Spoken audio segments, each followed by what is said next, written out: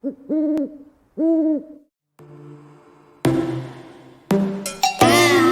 your bedroom, we stopped counting the days, lost in the rhythm. Hi, hello. My name is Amy Prokopis, and I am an author. I write paranormal romance and romantasy, always with a bit of spice. That is me. That is what I write. And in this video, we will be reflecting on a video I filmed 1 year ago where I set my 2025 goals. So we're going to sit down, check it out, watch the video. I have not watched it yet, and discuss: one, did I meet the goals I set for 2025? And two, what are some of my final thoughts and reflections about the year regarding those goals? So let's get into it. Hi, hello, and welcome back.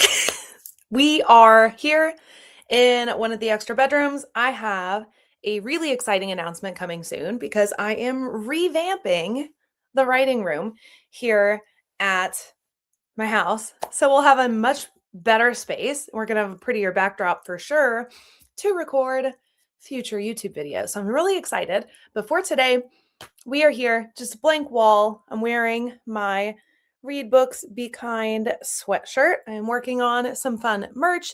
This sweatshirt is so incredibly soft. It's actually a jogger set. So I have this sweatshirt, and there's also a sweatpants set I'm really excited about. Still finalizing details, so be on the lookout for that. I have my favorite orange cream Coke Zero that I will be enjoying as we chat. So let's get into the video. We are looking at, did I meet my 2025 author goals? I have not watched this video back yet, so I will be watching it fresh with you guys. I have no idea what I'm going to say. I mean, this video's been out for a little while, so it's out on the internet for you guys to go and watch. But I did look. It is about 15 minutes, and we're going to watch it now. All right, here we go.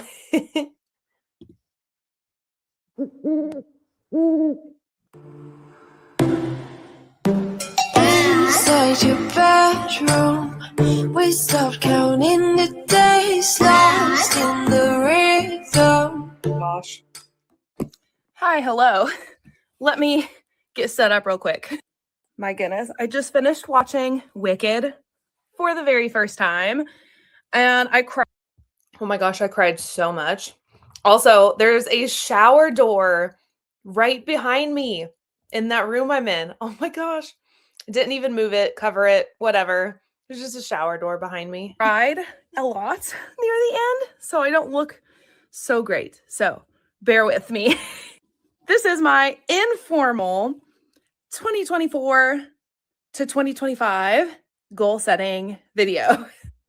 I'm not going to lie, it has kind of taken me a little bit to wrap my head around the goals I want to set this year, mostly because I have noticed I'm very aware of it, but I'm battling the tendency I have, which is to fill my plate comfortably, feel really, really good about what I have going on. It feels very achievable. And then I push myself just a little further, and now it's unmanageable. So I will say, that is the worst place to pause that video. Oh my gosh. I will say I've done a better job of putting things on my plate that are actually manageable. That has been a whole lot easier in 2025. And honestly, I think it was largely because I got a lot better at marketing my books. I found out things that were working, things that weren't, found a system for myself. I do a ton more marketing now than I did back then in that video, but I think I've just found a better system. Can't say that it's always been better this year, but I am doing a much better job of not putting too much on my plate beyond what I can handle. So that has been good. Part of me, I feel really good about the goals I'm setting, and I'm setting them a little differently this year. And so I feel really good about it. But I've been holding off on filming this video because, for one, everybody is home at my house. And so finding time to film is kind of difficult, but also because I keep wanting to add more to my plate. However, I'm going to go with what I got. And if I add to the list, that's fine. I can always add to my goal list. I can set more goals. That's perfectly fine. We'll just update that if I do. But now, this video, I'm going to tell you guys the goals that I am setting for 2025. We also have a buddy with us today. Everybody say hi, Jan. Hi, Jan. Ugh, she's the cutest. Not all of my goals are publishing related. I like to set some personal goals. You guys know that if you've watched any of my past goal setting videos. So we're going to start with one of those personal goals first, which is read 12 books. Now, no, to you bookish people, that does not sound like a lot. That's a book a month. That's very, very doable, especially the way I have gauged my time. It is very much doable. I have learned, especially over the last few years, as I have really settled into my publishing timeline and my life has changed. I mean, I am not in the same career as I was just a couple years ago. I left the world of public education.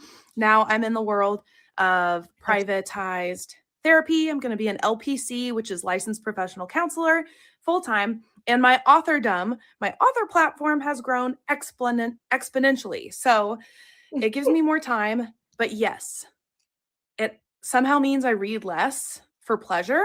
And I want to change that. I really, really, really miss diving into the deep world of books, especially the fantasy books that like fully encompass everything. I want to read more of that. So in the past, I have set really lofty reading goals. Last year, I did not set one at all. And my goal is just to read as much as I can. And this year, I want to make it more of a self-care priority. What the self-care vlogs that I did throughout 2024 taught me is that reading for pleasure is like my number one self-care thing right now. I love to read and I love to run. That's still true. Spoiler, did not read 12 books for pleasure in 2025. It's a hard thing to gauge because I honestly didn't even do that great a job of tracking it. Let me pull up my Goodreads just for fun. See where we are. I don't even know. Yeah, I did not do that. I will say, if you count all of the books that I edited in 2025 plus the books I read, I probably did read 12 books, a book a month. But as far as reading for pleasure and for fun, I did not do that. I honestly, in 2025, because my schedule shifted and changed so much, I didn't do a great job of taking care of myself in these kinds of ways, like reading for pleasure, just enjoying my free time. I didn't run. I didn't do a lot of things. And I'm hoping to change some things from here on, make things a little bit different, because I want to prioritize self-care a lot more. So we'll get to that in part 2 of this video, which is the setting my 2026 author goals. So we'll get to that later. But no, we'll just go ahead and play the video. But I did not read 12 books. Didn't make this one in the slightest. Running, I would love to get back to eventually, but that is not a goal I'm setting this year. That is a hope that I will be able to run a little more in 2025. But reading is something super easy to carve out time for. I read very quickly, so it doesn't take me long to read a chapter. I have a Kindle now, and the Kindle tells you at the bottom how long every chapter is. And so it makes it easier to gauge time. So I know how much time it will require of me to read per chapter. And because of that, I end up reading more. So I am going to read 12 books in 2025. I'm very, very excited about it. Nope. Now we're going into some publishing things. I'm going to publish 3 books, just like last year. Oh my gosh. We'll get to the dates. I'm going to put them all up on the screen. The first book I have coming is Trial of Flame and Wings. I do have a publication date set, but I'm not announcing anything yet. Oh my gosh. So I did accomplish this one. Yeah. I did publish 3 books, but barely. I pushed back Snow at Sunset to as far as I could. I was actually wanting to publish it in January of like right now, but I had already set it up for pre-order with Amazon KDP, and the furthest you can push a book back after you've set a pre-order date is 30 days, I believe. It couldn't go back any more than the 31st. So I published Snow at Sunset December 31st, barely made it in. So yes, I did accomplish this one. I published 3 books. I want to get a date set with my editor and finish writing that because I actually have not finished drafting it. That is my January goal. I've got a whole plan for that. You guys will hear all about that. Also didn't finish drafting it in January. It took me like 2 more months past that to finish drafting that book. Plan in January. So be on the lookout. But Trial of Flame and Wings in the spring, and then October 1st, Curse of Blood and Sight. That one did go out October 1st. That one was much better as far as on track. And then the final Winter Witches book, Snow at Sunset, December 1st. So I'm publishing those 3 books in 2025. I also want to go to 5 bookish events where I am like a featured author, meaning I'm signing and selling books there, or doing some other kind of thing that will benefit my platform. So I already have one speaking arrangement lined up in like another week, actually, in January. And there's always a book event pretty locally that I go to. So there's that. And I'm hoping to do more signings at my local bookstore, but I would love to branch out because I already have my eyes set on a couple other bookstores further out from me that I would love to do book events at. And I do think that this is the year I'm going to try to make it to one of the big book conferences in my state. So if you live in Oklahoma, be on the lookout because I'm planning to go to one of those really big events. Oh my gosh. I don't even know right off how many events I did this year, but it was well over 5. I did not get to that really big book event that I was planning, not the one I'm referencing in this video. I don't mention it. It's Red Dirt Romance. I went to the conference. I did not get into the signing event with all the other authors. I didn't get registered well enough in advance to get listed. So I went to the conference, but I did not go and sell books there. So I didn't get into a great big event. However, I did go to some multi-author events that did turn out to be larger than I had expected, which was really fun. I think total I did like 8 or 9 events this year. I wish I had pulled out the stats on that before I came in here to film this video, but I think I did like 9 events. Maybe we'll stick it up on the screen somewhere, the exact number, but I did accomplish this goal. I did go to a lot of events. So fingers crossed, 5 bookish events. I'm also shooting for 500 YouTube subscribers. I'm not too far off from that, but I've learned that my YouTube growth is a tiddly bit slower than some of my other platforms, which is perfectly fine. But I am prioritizing different platforms over others based on really this year out of enjoyment. So, and I'll get into why here in a minute, but YouTube is one of those. I am curating my content differently. So I will be doing a monthly challenge every month. I will have my podcast. I only did the monthly challenge for a few months. It was very fun, but I only did that for a short amount of time. Which will also come out on YouTube. I also only did a couple podcast episodes before that dropped off also. YouTube, where I talk about books and I sit down with authors and we just share the process and our journeys. And I'm planning on doing a publishing update video every month / how-to video every month. So it's going to be a lot of fun. So the videos that you guys here on YouTube seem to enjoy anyway, it'll be more of that kind of stuff. So 500 YouTube subscribers is what I'm shooting for in 2025. So, good news. The goal was 500 YouTube subscribers. The good news is that as of today, when I'm looking at this, January 3rd, I am at 557 YouTube subscribers. It bounces back and forth between 557, 558 pretty regularly, but I did surpass this goal. I definitely fell off on my Wednesday schedule though, between moving to the new job as an LPC, yada, yada, yada. So a lot of those specific videos I'm talking about did not happen or stick around, or at least not regularly. And like I just said, I actually ended up doing a really poor job of posting my Wednesday sit down videos anyway. So that was not so great. I'm also hoping to gain 4,000 Instagram followers. Didn't hit 4,000. So if you're not following already, click the link tree in the description and go follow all of my platforms, but go follow Instagram because I am very active on there.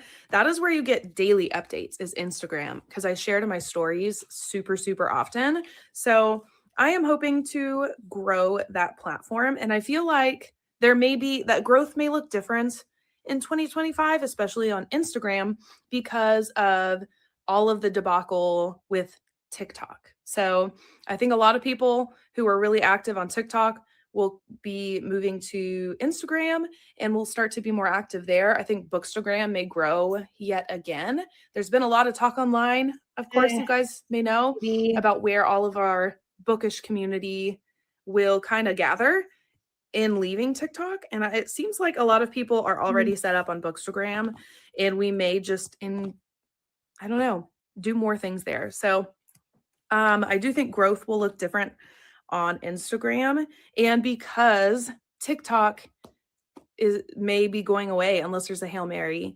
that changes a lot of my marketing. So a lot of my marketing will be done via Reels on Instagram and my Instagram posts, but also I think I want to do a little more with YouTube Shorts this year. So I think I want to get more creative. I think I'm going to change up what my short form content looks like a little bit, go away from some of those super promotional style videos that I have been doing. And I kind of want to do more with like skits, maybe not skits, maybe skits isn't the right word, Yeah. but I want to bring that authenticity more into that short form content and feature myself more often than just books and book covers. So 4,000 Instagram followers. It's interesting I said I wanted to change things up with my short form content, because I did. And I did feature myself more in my short form content, and that performed very well for me. So I ended up, and what I'm still doing is a mixture of the static, like carousel kind of posts on TikTok, which did very well as far as translating to sales for me. But I also did a lot of B-roll videos where I'll put my face, usually like a real close-ish shot of my face on the screen, and then put a hook for the book.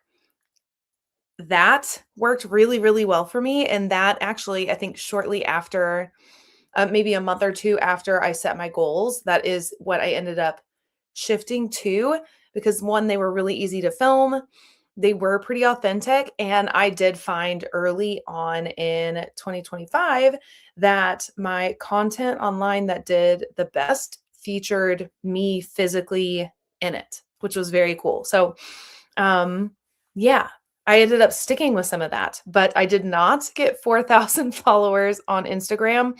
My Instagram growth has always been a whole lot slower than everywhere else, all my other platforms. So as of today, January 3rd, I am at 3,133 followers on Instagram. Yeah, so very slow. Did not hit that goal in 2025.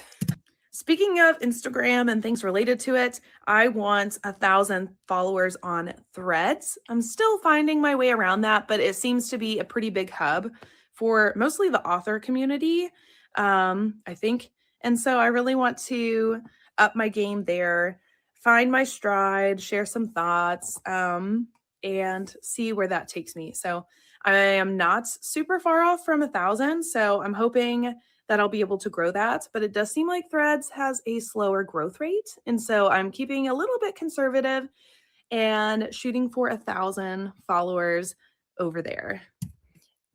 Threads. So the only reason that I made the Threads goal is strictly because of everything at that time in January 2025, everything that was going on with TikTok, and a huge amount of the book community were online talking about where they were going to potentially be hanging out, and Threads was one of those places people were really enjoying it. So I set a Threads goal. I met my Threads goal. So I was supposed to get 1,000 followers on Threads. I am, as of January 3rd, at 1,174 followers. It actually didn't take me long to hit 1,000 either. Just like I said in this video, that was a pretty good prediction. Didn't take me very long at all.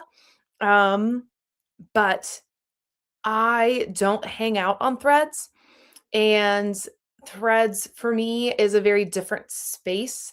It's definitely a fun bookish space, but I just don't enjoy it as much. And so I found very, very early that it was not going to be a primary platform for me. It's strictly a platform where I just have my name and things on there so that it's not available to anyone else. And I do check Threads and respond and engage sometimes there, but it is not anything that I am putting any kind of focus into growing or developing beyond that. It's just a place where I can chat with people, honestly. I don't really, just like I said in that video, I'm still figuring Threads out. It is not a big thing for me. But yes, I did hit this goal. I also want 20 paid Patreon members this year. That is up from 10 in 2024. We hit 10 in 2024. And in 2025, I want to double that. Patreon, I would say, is the platform I am planning on prioritizing the most. Patreon and my YouTube channel. I have so much content that I create that I don't even think sometimes to refine for Patreon. And so I am actively planning a lot more content for Patreon. So you'll get sneak peeks. Extended podcast episodes are going to go there. So that's already Podcast went away very fast. Didn't happen. a lot of content. Updates, of course, you get bookish updates first on Patreon, and other sneak peeks and extended things. I actually have been itching to write the beginning of Curse of Blood and Sight. And so I may jot down those scenes just to play with things and post them on Patreon also and see where that takes me. That's that kind of work, just sitting down and free writing stuff like that really helps my brain to wrap around plotting for the books, because I really enjoy pantsing. I'm not much of a plotter. And so when I allow myself to write scenes like that and really get into it, I can get a better idea, first off, of how the characters would react, but also it's like a test run. It tells me if I'm in the right direction before I start plotting out the rest of it. And I usually come across something interesting when I free write like that, and it changes some things in the book for the better. So not always, but yeah, I know what I meant here. Sometimes. Content like that is coming to Patreon. I would love to do writing sprints over on Patreon also, but I don't know if I have a big enough community there yet to really get my time's worth from it. So I don't know. But I do think that maybe we'll do some live writing-ish things maybe on Instagram, and maybe a pop-up once or twice over on YouTube. So we'll see. So I did do more with my Patreon, and I did hit my goal. I actually, as of today, I just looked a second ago, January 3rd, I am at 22 members, which is exciting. And I have a whole community of free members because I did refine some of my posting as 2025 has gone. So I post a lot more content there now.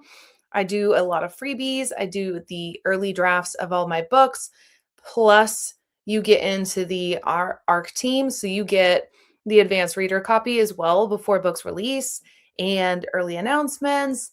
If I am ahead of my game enough, you get the Wednesday videos early on Patreon as well, but I have not been good at posting them, so that has not quite happened.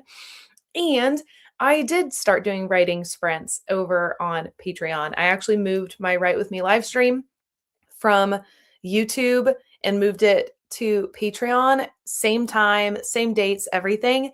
But I moved it to Patreon. I am currently on a short break from that though, just because of the holidays making my schedule crazy and everyone at my house being home and on different schedules as well.